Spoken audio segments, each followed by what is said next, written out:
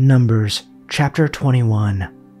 When the Canaanite, the king of Arad, who lived in the Negeb, heard that Israel was coming by the way of Atharim, he fought against Israel and took some of them captive.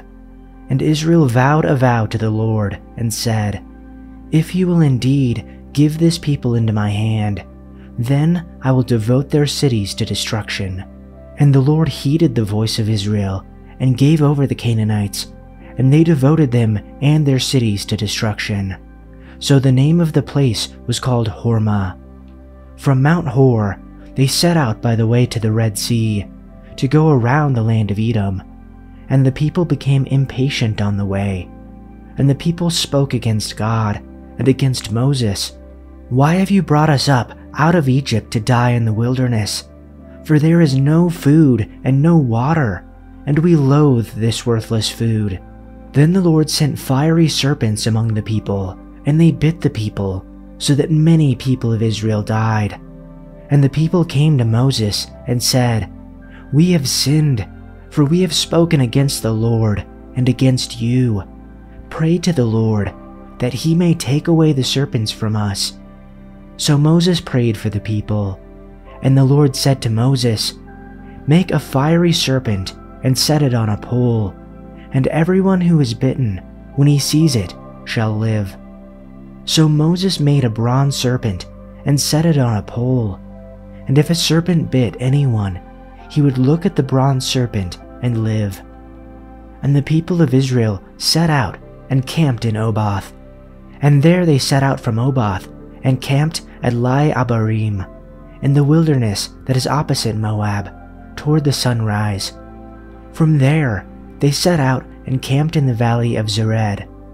From there they set out and camped on the other side of the Arnon, which is in the wilderness that extends from the border of the Amorites.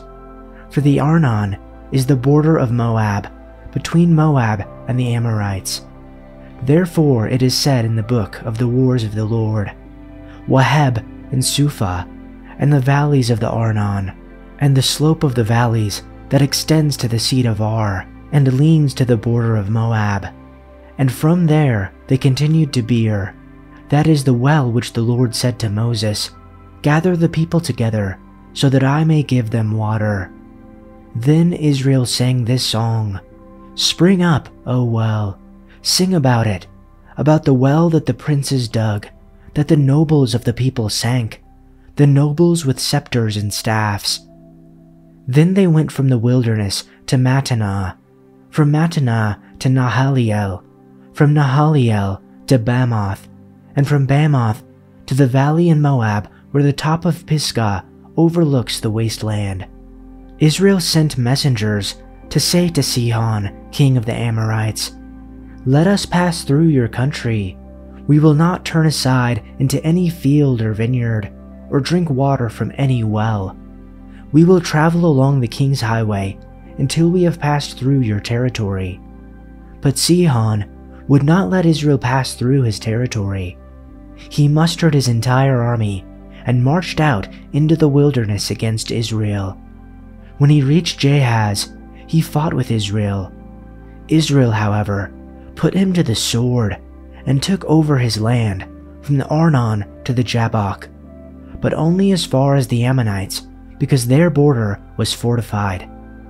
Israel captured all the cities of the Amorites and occupied them, including Heshbon and all its surrounding settlements. Heshbon was the city of Sihon, king of the Amorites, who had fought against the former king of Moab, and had taken from him all his land as far as the Arnon. That is why the poets say, "Come to Heshbon, and let it be rebuilt. Let Sihon's city be restored."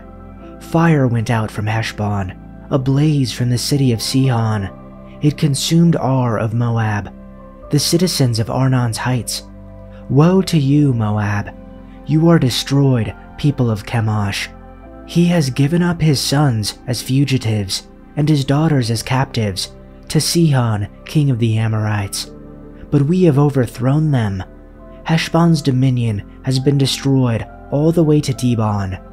We have demolished them as far as Nophah, which extends to Medeba. So Israel settled in the land of the Amorites. After Moses had sent spies to Jazer, the Israelites captured its surrounding settlements and drove out the Amorites who were there. Then they turned and went up along the road toward Bashan, and Og, king of Bashan, and his whole army marched out to meet them in battle at Edrei. The Lord said to Moses, "Do not be afraid of him, for I have delivered him into your hands, along with his whole army and his land. Do to him what you did to Sihon, king of the Amorites, who reigned in Heshbon."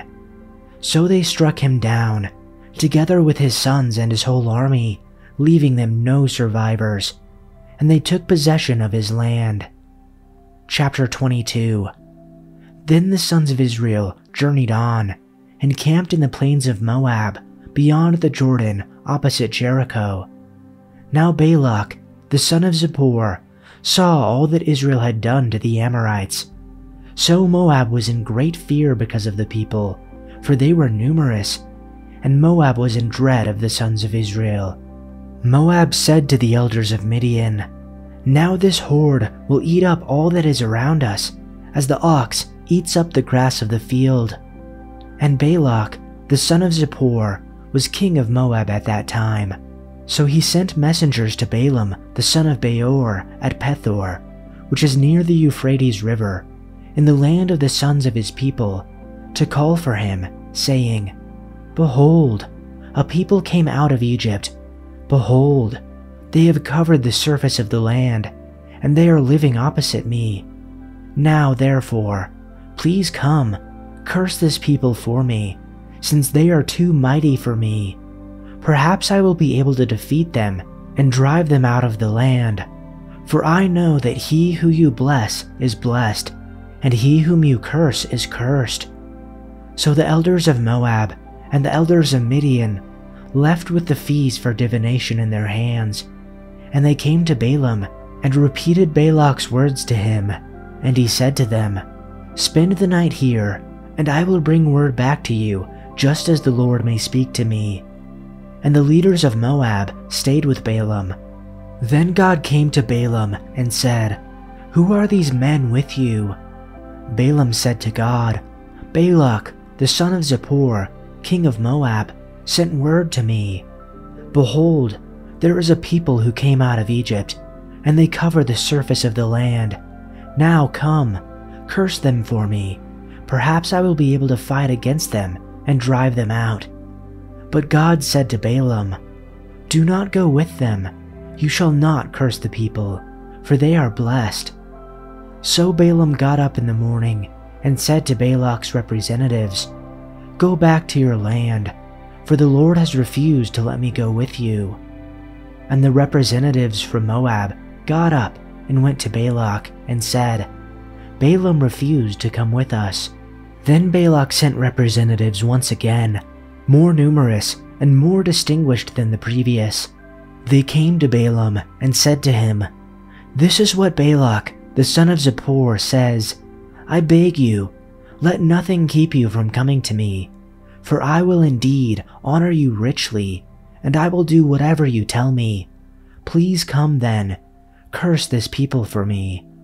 But Balaam replied to the servants of Balak, "Even if Balak were to give me his house full of silver and gold, I could not do anything, either small or great, contrary to the command of the Lord my God. Now please, you also stay here tonight, and I will find out what else the Lord will say to me." And God came to Balaam at night and said to him, "If the men have come to call you, rise and go with them, but you shall do only the thing that I tell you." So Balaam arose in the morning, saddled his donkey, and went with the leaders of Moab. But God was angry that he was going, and the angel of the Lord took his stand in the road as an adversary against him. Now he was riding on his donkey, and his 2 servants were with him, when the donkey saw the angel of the Lord standing in the road with the sword drawn in his hand. The donkey turned off from the road and went into the field, and Balaam struck the donkey to guide her back onto the road. Then the angel of the Lord stood in a narrow path of the vineyards, with a stone wall on this side and on that side. When the donkey saw the angel of the Lord, she pressed herself against the wall, and pressed Balaam's foot against the wall, so he struck her again. Then the angel of the Lord went further, and stood in a narrow place where there was no way to turn to the left or to the right. This time when the donkey saw the angel, it lay down under Balaam. In a fit of rage, Balaam beat the animal again with his staff. Then the Lord gave the donkey the ability to speak. "What have I done to you that deserves your beating me 3 times?" it asked Balaam. "You have made me look like a fool," Balaam shouted. "If I had a sword with me, I would kill you." "But am I the same donkey that you have ridden all your life?" the donkey answered. "Have I ever done anything like this before?" "No," Balaam admitted. Then the Lord opened Balaam's eyes, and he saw the angel of the Lord standing in the roadway, with a drawn sword in his hand. Balaam bowed his head and fell face down on the ground before him. "Why did you beat your donkey those 3 times?" the angel of the Lord demanded. "Look, I have come to block your way because you are stubbornly resisting me." 3 times the donkey saw me and shied away. Otherwise, I would certainly have killed you by now and spared the donkey. Then Balaam confessed to the angel of the Lord, "I have sinned. I didn't realize you were standing in the road to block my way. I will return home if you are against my going." But the angel of the Lord told Balaam, "Go with these men, but say only what I tell you to say." So Balaam went on with Balak's officials.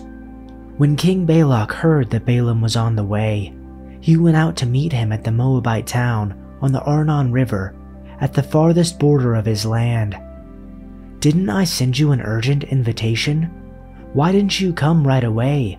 Balak asked Balaam. "Didn't you believe me when I said I would reward you richly?" Balaam replied, "Look, now I have come, but I have no power to say whatever I want. I will speak only the message that God puts in my mouth."